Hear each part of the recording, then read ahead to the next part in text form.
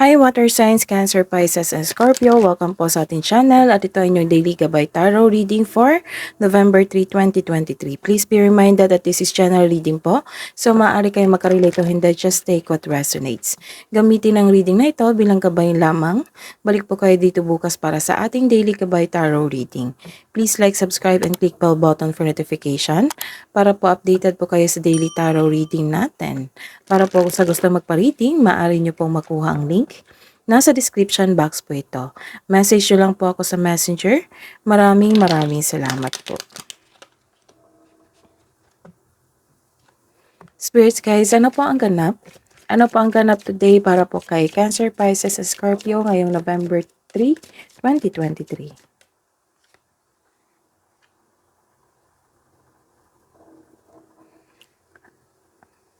Some of you pauwi na sa inyong bahay.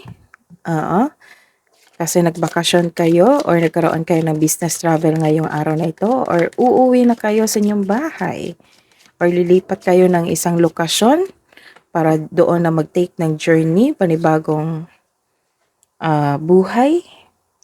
And may malaking influence yung matured woman sa inyo. It might be your mom, it might be your lola or matured woman, matandang babae, or ahead pa sa inyo.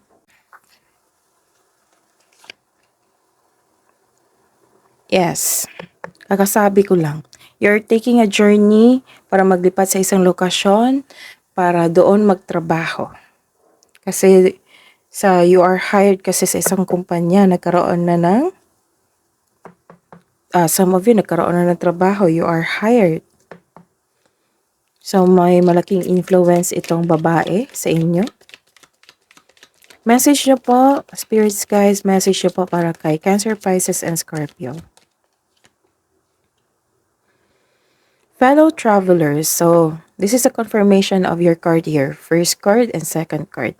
This is a confirmation na magkakaroon kayo ng travel.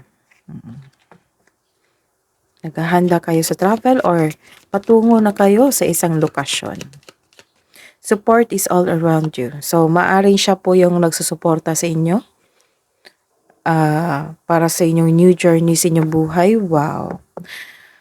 Uncovering treasure beneath the surface lies great bounty, meaning may parating po na kasaganaan sa inyong buhay. It might be financial growth.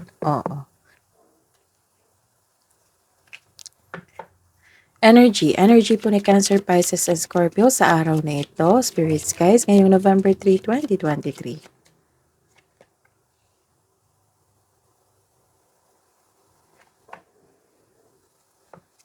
Clarification of reverse card. Clarification of this reverse card. Career and money po ni Cancer, Pisces, and Scorpio.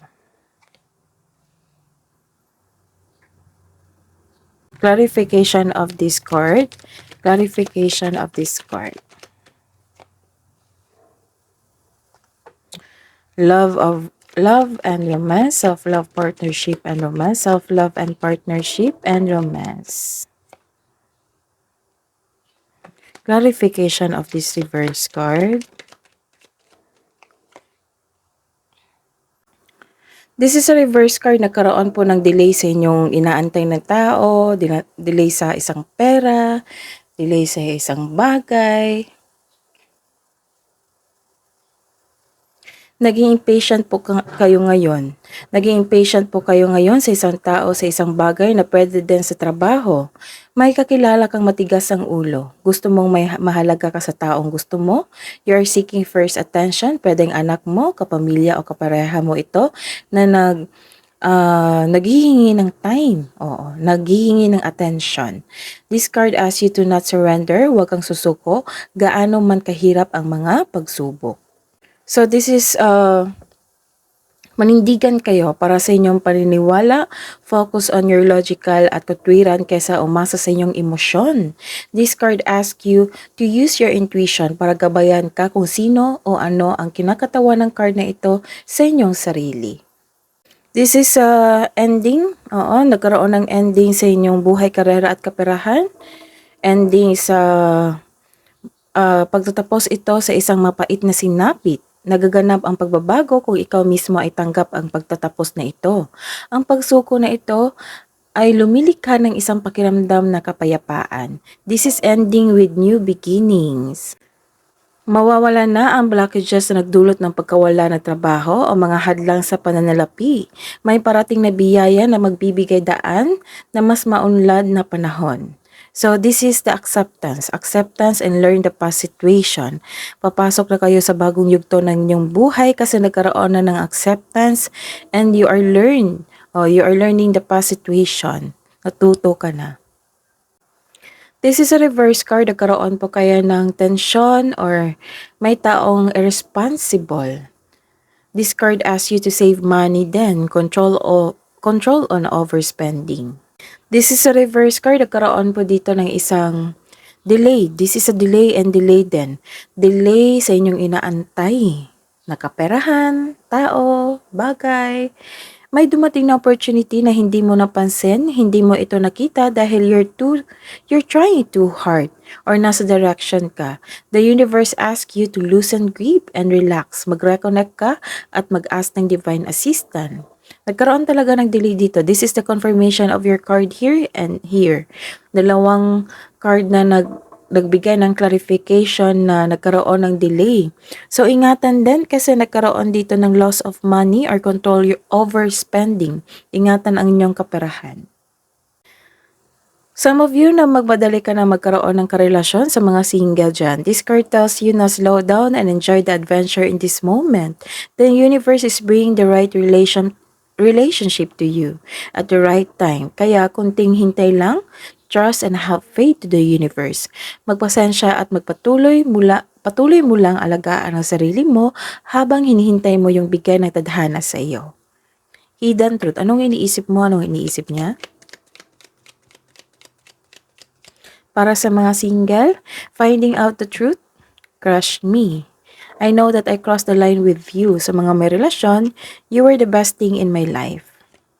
And I'm so attracted to you. Love advice po para sa mga single dyan.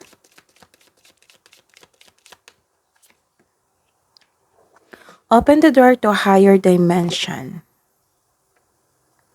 And fresh start, new beginnings. New beginning and new beginning. So this is the clarification na magkakaroon talaga ng new beginning sa inyong buhay. Clarification po. 1, 2, 3. A journey is a new beginning sa inyong buhay. So 3, clarification na po. Para po sa mga may relasyon, Spirit's Guide. Embrace. Embrace what destiny has in store for you and soul. Your soul is preparing to reconnect, trust in the process. Kabuang advice niyo po para po kay Cancer, Pisces, and Scorpio ngayong November 3, 2023, Spirit's Guide. What do you need to release? Yan yung tanong. And look at the bigger picture. Spirits, guides, angels, archangels, guardian angels. Message nyo po para kay Cancer, Pisces, and Scorpio ngayong November 3, 2023. Message from Archangel Raziel. I am bringing you esoteric information and symbols and helping you understand spiritual truths. And message from Archangel Gabriel. It's time for you to assume your leadership, power, and position and lovingly guide others. That is your reading. Water signs, balik po kayo dito bukas. Please like, subscribe, and click bell button for notification para updated po kayo sa daily tarot reading natin. Maraming salamat po.